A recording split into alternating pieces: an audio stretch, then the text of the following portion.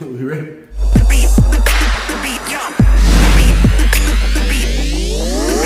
This is how we do. This is the Trucker Brown channel. I'm here with Dean Cole.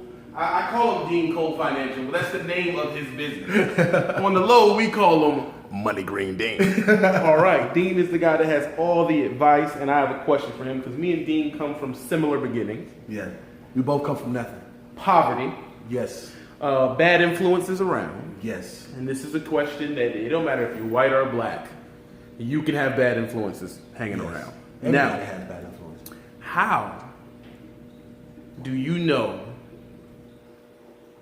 when to thin the herd of friends you have? Or more or less, how do you know who to cut and who to keep? Oh, that's a very good question. Did you ever have to cut some people? Absolutely. Oh my gosh, yes. Something major just happened that I told, you and two other people I told about. Because you could handle it and the other two people could handle it. The other people couldn't handle it.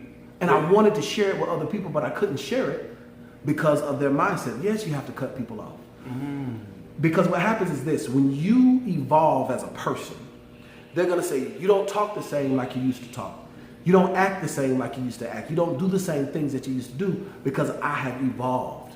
You know, the #1 best-selling book of all time says that when it comes to development, it says when I was a child, I thought as a child, I spoke as a child, I understood as a child. But when I became a man, I put away childish things.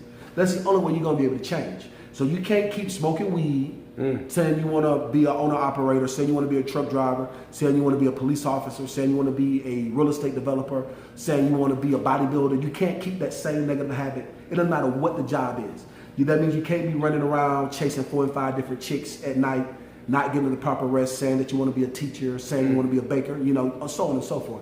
So what happens is that, preacher. Call it out You know what I'm saying? Or be a preacher. You know what I'm saying? You can't keep doing the same things expecting different results. That's the definition of insanity according to Albert Einstein. So that being said, you have to change. And when you change the things you do, you're going to change the people you do those things with. Because you and I talk about business a lot. Like you and I, we vibe. Yeah. And most people don't realize how close you and I are. They don't know. We talk like 2 or 3 times a day. Or then sometimes we don't talk at all. Then sometimes we just talk for hours and hours and hours. And most of the time when we talk, it's always about development. Yes. Whether Doing it's better. personal, business, physical. He helping me with my dating, helping me with my living. He giving me such great advice, and I give him good advice. And so that's one of the things you need to know. Are they able to add to you? Not saying that you're an opportunist, but the people that are in your circle, are they able to add and help you get to where you're trying to go? Prime example, Meek Mill situation. Meek Mill is locked up right now on his own doing. The people around him, they want to beat up French Montana.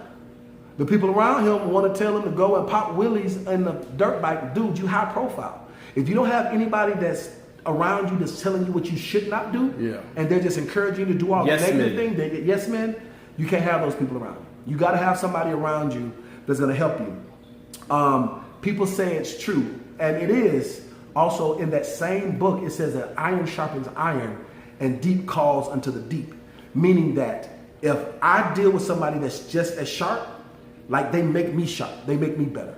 Like TB is always on me about dropping content, and he always trying to make me do better. So and vice versa. Like I'm always on him about his business development. I'm always on him about making sure he document everything. And it says iron sharpens iron, and then the second part says that deep calls into the deep. What that means is that if I see somebody, they're developed in a certain area, we're instantly going to click on that level. And there are certain people in your life that can only elevate you based on their experiences. And so, there are some people like you got to change the people that you're around. How do you deal, and have you ever dealt with, how do you deal with after you cut these friends and you boom take off and they didn't move anywhere? How do you deal with the guilt? And did you feel any? Yes, there's going to be some guilt. They call it survivor's remorse. Is the actual psychological term. Yeah, the psychological term for it is called survivor's remorse.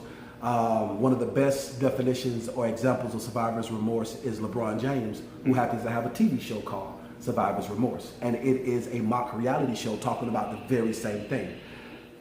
My advice is you're going to have to deal with it. Listen, they grown. They either made their bed, they lied in it, or they didn't lie in it. You have to love yourself enough to say no to other people. The reason why somebody's still going back, because one, they want the approval of that person. You gotta realize who you are and who you're going to be. You cannot be that still looking for the approval of that people.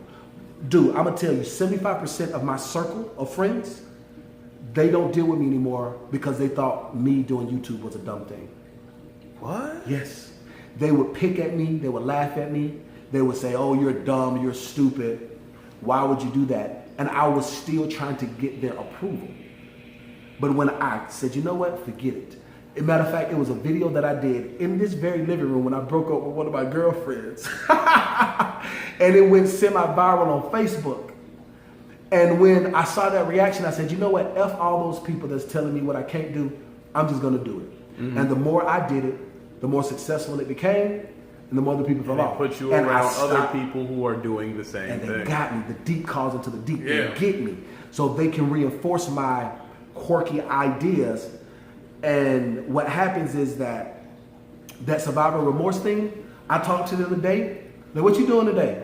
Oh, I gotta go to work. I ain't gotta go to work. I'm sorry, my YouTube popping. You know what I'm saying? The thing you said that was dumb is popping. Yeah. You know what I'm saying? Yeah. Like, what you doing for thing? Oh, I'm about to go to the Bahamas. How can you afford that? My YouTube popping. You know what I'm saying? The thing you said that I was too old to do. You know what I'm saying? Yeah. You know what I'm saying? Like, you about to go out with that model? I thought she worked for XXL magazine. I saw her on the cover. Yeah, how did you meet her? She saw my YouTube because it was popping. And they was on it. That's right. So I said all of that to say this. Yeah, you have to. There are three things. I'll give you three things to get over that survivor's remorse. Thing number one: love yourself more than their acceptance. Loving their acceptance. If you live for their compliments, you're gonna die by their criticism. So you gotta get over the hump gotta say of that pleasing again. people. You gotta say that If again. you live for their compliments, you're gonna die by their criticism. So that means that you have to get over that. Even as you grow your YouTube, so what if people don't like it?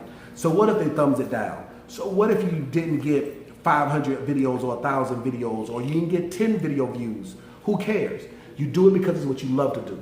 Love yourself enough to do what you love to do. Go after it, full throttle. That's the first thing. Second thing is to get over the survivor's remorse is you do have to replace them, because it is our inalienable right as a human. We want companionship. We want camaraderie.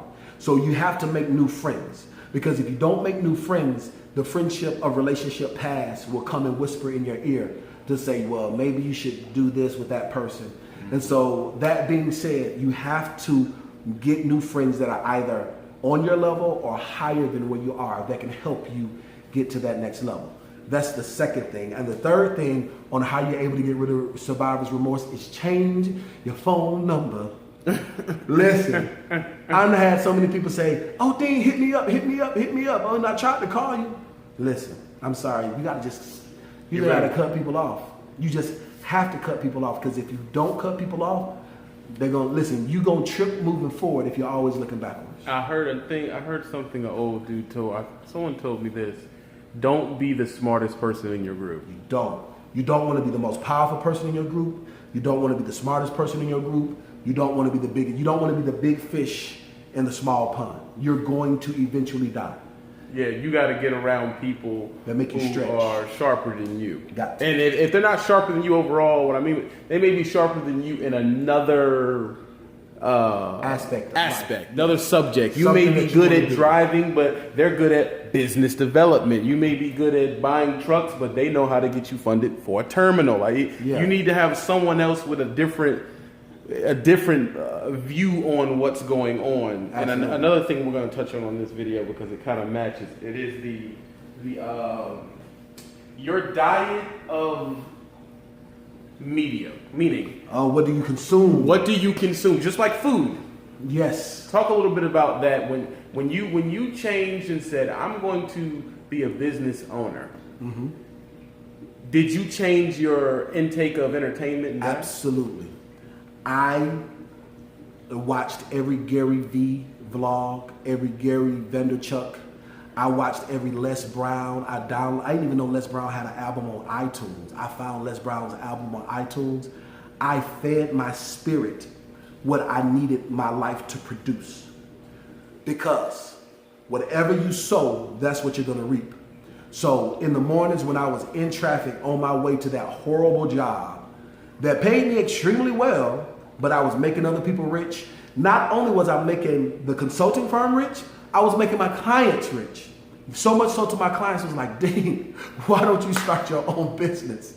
But I had that self-limiting belief that I had crazy baby mama, ex-wife, and I had these high expenses and I can't go 30 days without paying child support or I'm gonna get locked up or I gotta pay all these bills and all this other stuff and all this negativity of all those 75% of people was telling me. So what I did was I fed my mind and I just kept saying it's possible. And then I started looking at examples of other people that did it.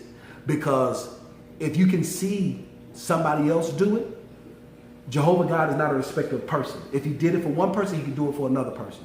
The only person that's stopping you from being successful is you and positioning yourself. That's it. And that's the only thing. So I changed where I wasn't looking at anything that if it wasn't helping me get to my goal, I wasn't studying. That's the reason how come chicks all the time they say, Dean, I can't believe you're single. How you got this house? And you got this car, and you got this, and you got that. Because I left y'all alone for like 2 years, and I did nothing but consume my business to get my business to where it is. But now, I'm dating again, But I'm starting to pull back from that because of what I have to do. Like there's so much ambition that's been awakened in me that anything that starts to go against that, unless it's my daughter or my family, I tend to cut it off because that was one of the best habits I learned to get from mediocrity into what people would call success. An old white man.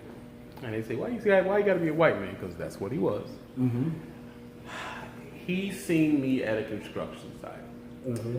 And had a cousin come get me. The cousin was late dropping me off. And he was driving my car. Okay, he couldn't make it to his job. Mm-hmm. The boss man said, "You're late again." I said, "Yeah, stupid cousin. He says this, says that. You know what? He never does what he says he's gonna do." He says, "Do you know what they do in the medical field when a limb is rotting?" They cut it off. Amputate it. I said, "No." He said, "They cut it off." And he just walked away. And at the time, it was like, that's some Jedi Force crap. You know what I'm saying? What does that mean? But it took me years, because I was only like 19. It took me years to really get what he was saying. Like, I kind of got the analogy, but for it to sink in, I see what he's saying. Dude, and that goes for women. That goes for a lot. Anything. I had the same situation. He wasn't an older white guy. He was a younger black guy. My millionaire mentor, the one I want to talk about all the time, that flip real estate, is in the music industry. I had a friend of mine. He used to always say, he says, dude, he is counterproductive. Like you can do something that's productive. He comes around, it goes against everything you just worked for. Somebody tears down what you build, if they suggest to tear it down, if they suggest not to move forward, you got to cut them off. You got to cut them off. What if it's a girlfriend? If it's a girlfriend, even better. Because let me tell you this. The #1 best-selling book on relationships says that a wise woman builds a house, but a fool plucks it down with her hands. If that woman is plucking down your dreams with her hands, she is a fool, and leave her where she stands. I don't care if y'all got kids together. Co-parent. And oh yeah, I heard this one too. Every fine woman is another man's headache. Listen, you ain't never lied. That's Detroit. You ain't never lied. Y'all them headaches I be talking about. Yeah. Listen. Now look, I done held Dean up for a minute now. I got another good one that we're gonna have to do that y'all gonna enjoy. So we gotta let him go. Because I'm actually headed out of town right now. That's why I'm dressed down and what I'm time in the is it? house. What time is it? I think it's 4:00, 4:17. Okay, we'll get that fax, we can roll. But before that fax comes, we're gonna do one more video. All of Dean's the end cards. When you see a video of Dean, all of the end cards are Dean's videos. The link's in the description. Also, he has a playlist. He's the only guy who has a whole playlist on my channel. Okay, I appreciate it, man. There's a playlist that's going to be in the iCards. Up at the top, it'll be you click it, and it'll be all Dean stuff. You can click and go see it. Sub to this guy has helped me out personally, so it makes no sense why you ain't sub to him. If you're wondering how I'm doing stuff, you need to be sub to him as well. We out 5,000. This is how we do.